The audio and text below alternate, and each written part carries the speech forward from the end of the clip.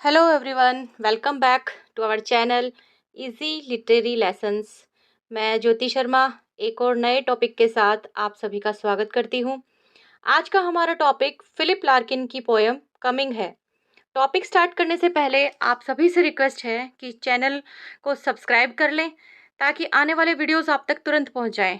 आप सभी का एक एक लाइक, कमेंट और शेयर मेरे लिए बहुत ही ज़रूरी है, क्योंकि आपके लाइक, कमेंट और शेयर से ही मुझे मोटिवेशन मिलता है कि मैं लर्निंग को और भी इजी बनाने के लिए बेहतर से बेहतर कोशिश करती रहूं। उसके लिए आप सभी का सपोर्ट बहुत ज़रूरी है।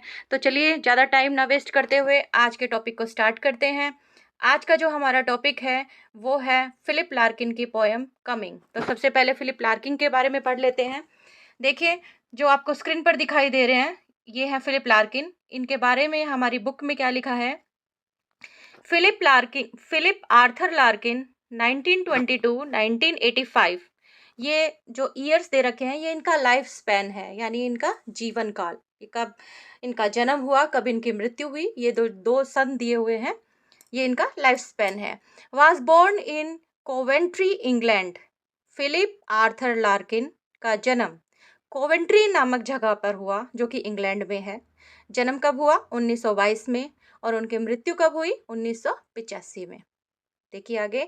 ही is well known as a leader of movement in English poetry in the 50s। वो एक लीडर माने जाते हैं इंग्लिश पोइट्री, मतलब 1550s के अंदर, यानी वर्ल्ड वॉर सेकेंड के बाद में 1950s में, या आप कह सकते हैं कि अर्ली 1960s में कुछ यंग पोइट्स का ग्रुप था जिन्होंने मॉडर्न पोइट्री का को रिजेक्ट किया। मॉडर्न पोइट्री के अंदर क्या थे? एक्सपेरिमेंटल और ऑब्सक्योर पोइट्री लिखी जाती थी, यानी एक्सपेरिमेंट्स पे बेस्ड पोइट्री लिखी जाती थी। और इन लोगों ने क्या किया, ये जो ग्रुप ऑफ पोइट्स थे, इन्होंने क्या किया कि ये लोग बोलते थे कि पोइट्री होनी चाहिए बिल्कुल सिंपल, आम बोलचाल की, एवरीडे लाइफ पर बेस्ड, कॉमन पीपल पर बेस्ड, और बिल्कुल एकदम ट्रेडिशनल स्टाइल में लिखी जानी चाहिए। तो इन सारी चीज़ों को लीड करने वाला जो था वो फिलिप लार्किन था, तो इसलिए ये एक लीडर के रूप में जाने जाते हैं।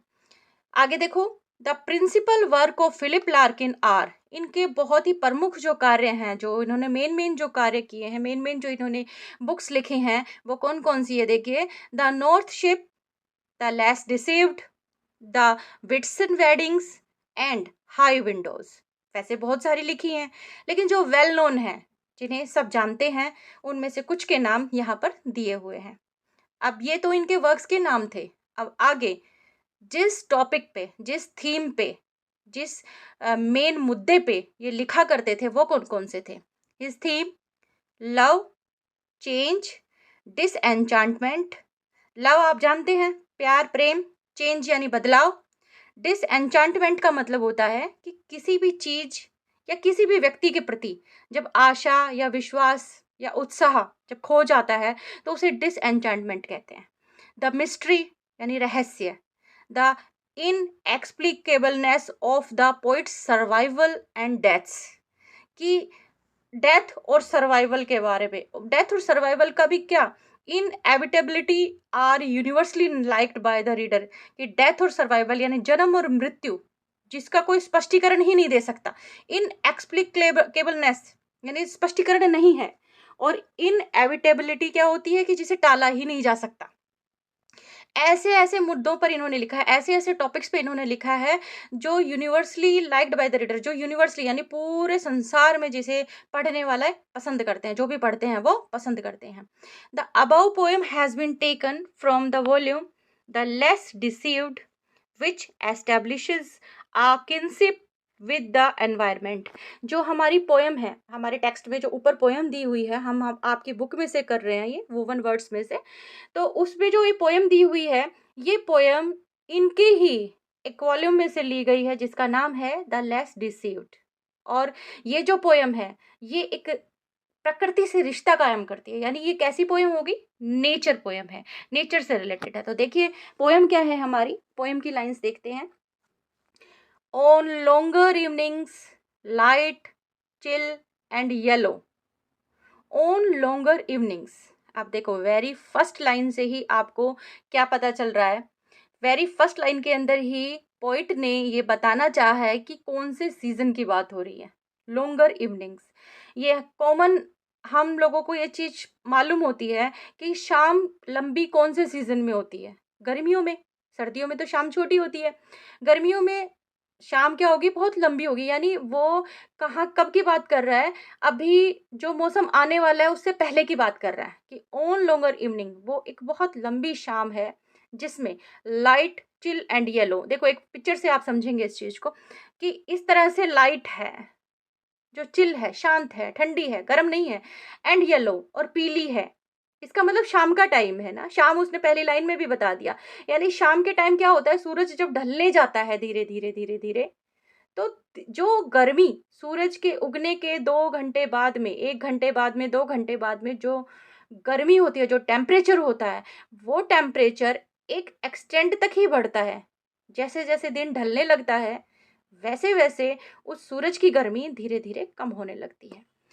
तो पॉइंट क्या कह रहा है, on longer evenings light chill and yellow baths the Shirin for heads of houses. ये मैंने आपको दो पिक्चर्स जो स्क्रीन पे दिखाई है वो इसलिए दिखाई है कि बच्चे, फोर हेड का मतलब होता है माथा। जैसे ये देखो इंसान का दे रखा है ना, ये माथा। अब बात किसकी हो रही है, घर की। ये कह रहा है फोर हेड्स ऑफ हाउसेस। तो इस स्लाइड में आपको एकदम क्लियर हो जानी चाहिए ये बात कि घर के माथे नहीं होते ना। तो यहाँ पर्सोनिफिकेशन यूज किया है, घर को किसी इंसान के साथ में तुलना करी है, घर का माथा बताया है। इसका मतलब क्या हो गया कि यहाँ पर्सोनिफिकेशन पॉइंट ने यूज किया है। पर्सोनिफिकेशन यानी मानवीकरण अलंकार, यानी जिसमें इंसान जैसी क्वालिटीज बताई गई हो, है ना, उसको कहते हैं मानवीकरण अलंकार। तो फोर हेड्स ऑफ हाउसेस, वो बाथ्स यानी नहा रही हैं, बहुत ही शांत, शिरीन यानी बहुत ही शांत, बहुत ही शांत येलो चिल लाइट के साथ नहा रही हैं। तो शाम के टाइम का आप जब कभी सीन देखें बाहर निकलकर, आप देखना छत पर जाकर कभी देखना कि जब सूरज ढलने वाला होता है तो उसकी येलो येलो कलर की लाइट हो जाती है और बहुत ही शांत सी, बहुत ही प्यारी सी लाइट होती है येलो कलर की। वो घर पर पड़ रही होती है, घर की छतों पर पड़ रही होती है, घर के जो आप हमारा जो गेट हो रहता है, किसी के तो गेट तक रहती है। तो मतलब घर की जो सामने की जो दीवार होती है, आप समझ लिए रूफ समझ लीजिए यहाँ से कि घर की जो रूफ है उसके ऊपर वो लाइट पड़ रही है। यानी शाम के टाइम की बात हो रही है। क्या हो रहा है, laurel surrounded in the, sorry, a thrush sings laurel surrounded in the deep bare garden. और वो एक डीप बेयर गार्डन के अंदर बैठा हुआ है। हमारा जो पॉइंट है ना, वो एक गार्डन के अंदर बैठा हुआ है जो बहुत ही बड़ा है और उसके अंदर अभी कोई पेड़ पौधे नहीं है, मतलब इतना ज़्यादा वेजिटेशन नहीं है, लेकिन हो सकता है, होता है हमेशा, लेकिन अभी नहीं है। जिस मौसम की वो बात कर रहा है उस मौसम में नहीं है। यहाँ पर क्या है, एक थ्रश आती है। थ्रश एक समझ लीजिए चिड़िया जैसी होती है, एक ये थ्रश है। थ्रश सिंग्स, जैसे एक चिड़िया गा रही है, लॉरल सराउंडेड, यानी लॉरल एक पेड़ है जिसको हम कल्प वृक्ष बोलते हैं, मतलब एक ऐसा वृक्ष जो कभी भी सूखता नहीं है। उस वृक्ष पे, वहां पर उस वृक्ष से के पीछे से कहीं से निकल के या उसमें से कहीं से एक थ्रश आई है जो गाना गा रही है। ये जो थ्रश जो यूज किया है, ये एक तरह से सिंबल है किस चीज का, कि कुछ अच्छा होने वाला है। थ्रश गाना गा रही है यानी कुछ अच्छा होने वाला है। जैसे अपनी आम बोलचाल की भाषा में पहले के लोग कहते नहीं थे कि भाई आज तो ना छत पे कौवा बोल रहा है कि कोई ना कोई मेहमान आने वाला है। तो इस तरीके से पोइट ने भी, अब ये नेचर पोइट्री का जिक्र कर रहा है, नेचर पोइट्री है चल रही है उसकी, तो नेचर से रिलेटेड ऑब्जेक्ट ले रहा है अपनी फीलिंग्स को बताने के लिए। A thrush sings, laurel surrounded in the deep pear garden. Its fresh, peeled voice astonishing the brickwork. कि उसकी बहुत ही प्यारी, शुद्ध, एकदम साफ, सुंदर उसकी आवाज है। ऐसे लग रहा है जैसे ईंटों का काम नहीं होता, बहुत ही चौंकाने वाला काम कर देते हैं ईंटों का। ईंटों से मतलब बहुत सुंदर से एकदम बिल्डिंग तैयार कर देती, साफ सुथरी एकदम। तो ये कह रहे हैं कि इतनी साफ, इतनी प्यारी, एकदम स्पष्ट सी उसकी आवाज है। और वो मुझे किस चीज का संकेत दे रही है, वो मुझे आने वाली होप यानी आशा, कुछ अच्छा होने की उम्मीद दे रही है। लॉरेल जो होता है ना बेटा, लॉरेल एक तरह से विक्ट्री का सूचक होता है कि जैसे कोई विजेता हो उसको अपन जैसे क्राउन पहनाते हैं तो लॉरेल क्राउन बोल देते हैं, मतलब विजेता को पहनाने वाला। तो लॉरेल कल्प वृक्ष है, कभी सूखता नहीं है, यानी एक तरह से वो ऐसी ब्लेसिंग है कि जो लोगों को मतलब हमेशा उन्नत रहने के लिए दी जाती है। तो देखिए आगे क्या कहता है पोइट, अगले लाइन पे चलते हैं अपन। अगली लाइन क्या है, देखो अगली लाइन में उसने बता ही दिया क्या, कि it will be spring soon. It will be spring soon. देखिए, इन लाइनों को स्टार्ट करूँ उससे पहले ही मैं आपको एक चीज़ बता देती हूँ कि जो हमारी पोएट हैं फिलिप लार्किन, ये बचपन में थोड़े से हकलाते थे। तो हकलाने की वजह से क्या होता था कि लोग इनका मज़ाक बनाते थे। मज़ाक बनाते थे तो ये ज़्यादा लोगों से मिलते नहीं थे। इन्होंने अपने आप को क्या कर लिया था, आइसोलेट कर लिया था। यानी अकेले-अकेले चुपचाप रहने लग गए थे। तो अकेले-अकेले चुपचाप रहते थे तो ये क्या करते थे, मतलब नेचर के टच में ज़्यादा रहे, मतलब प्रकृति के टच में ज़्यादा हो गए। ठीक है? तो इनको बहुत लोगों ने समझाने की भी कोशिश करी। बहुत लोगों में, जैसे इनके बड़े समझ लो, इनके माता-पिता या जो भी इनके एल्डर्स थे, उन्होंने बहुत समझाने की कोशिश करी कि कोई बात नहीं, अभी तुम हकलाते हो तो थोड़े दिनों में सब चीज़ें ठीक हो जाएँगी, तुम सही हो जाओगे। लेकिन बच्चे थे ना, तो कहते हैं ना कि बच्चों को कितना ही समझा लो, पर बच्चे तो बच्चे होते हैं, कुछ नहीं समझते। तो फिलिप लार्किन ने यहाँ इस पोएम के अंदर बहुत सारे क्रिटिक्स हैं, जिन्होंने ये चीज़ें डाली हैं कि ये जो पोएम है, ये ऑप्टिमिस्टिक पॉइंट ऑफ व्यू से भी लिखी गई है और पेसिमिज्म का भी सूचक है कि यहाँ पे उनको आशा है कि सब कुछ अच्छा हो जाएगा, सब कुछ ठीक हो जाएगा। अभी मौसम कुछ और है, लेकिन जल्दी ही बसंत आएगी। और बसंत किस चीज़ की सूचक है? खुशियों की सूचक है।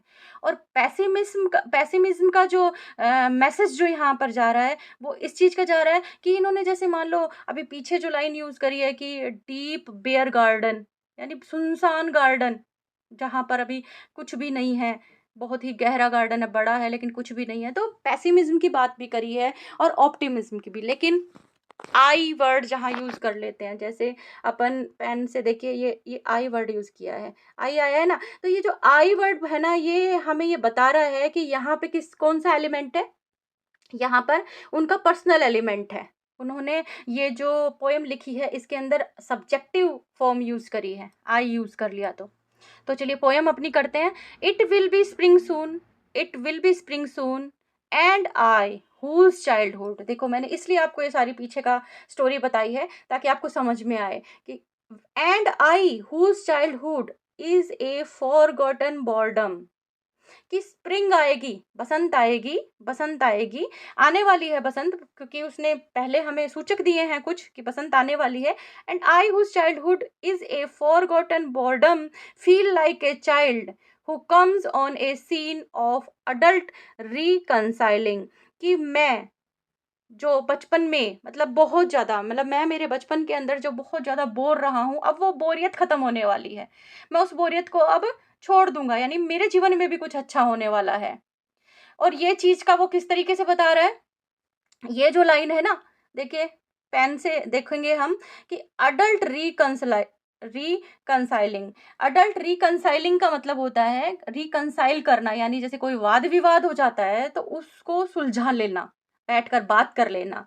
जैसे अपन अगर बात करें इस चीज़ की, तो कैसे कर सकते हैं कि जैसे मान लो कुछ बात हो जाती है बड़ों के बीच में, तो वो लोग ऐसे बैठ के सलाह-मशवरा नहीं कर लेते हैं, आपस में बैठ के सुलझा लेते हैं और फिर थोड़ा बहुत हल्का-सा मुस्कुरा के सब चीज़ों को नॉर्मलाइज़ कर लेते हैं सब चीज़ को। तो ये कह रहा है कि वो जैसे बड़ों के बीच में कुछ मुद्दे हो जाते हैं, कुछ लड़ाई-झगड़े हो जाते हैं, आपस में कुछ डिस्प्यूट हो जाते हैं, जैसे वो लोग आपस में बैठ के बात को समझा लेते हैं, सुलझा लेते हैं और फिर सब कुछ एकदम नॉर्मल हो जाता है। उसी तरीके से मेरी जो चाइल्डहुड है, उसमें एकांत में मैं बहुत रहा, मैं लोगों से नहीं मिल पाया, मैं अपने जीवन में कुछ अच्छा नहीं सोच पाया, लेकिन अब मैं अडल्ट होने जा रहा हूँ, तो मेरी भी लाइफ में कुछ अच्छा होने वाला है।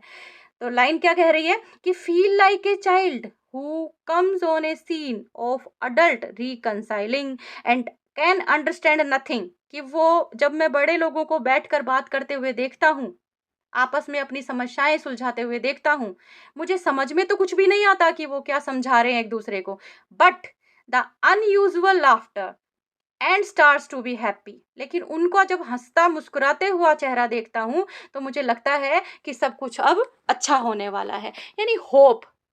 समझ रहे हैं आप कि होप जो है ना, वो इसके अंदर बहुत ज़्यादा दिखाई गई है कि बहुत आशावादी है।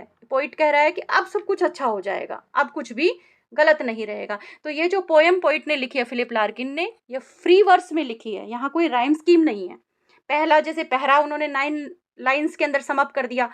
लास्ट का जो है वो 10 लाइन में कर दिया, यानी टोटल 19 लाइन की ये जो पोएम थी, ये छोटी-सी एक, ये समझ लीजिए उनकी अपनी फीलिंग है, जो हमारे सामने उन्होंने शेयर करी है। तो आपने वीडियो को लास्ट तक देखा, उसके लिए बहुत-बहुत थैंक यू।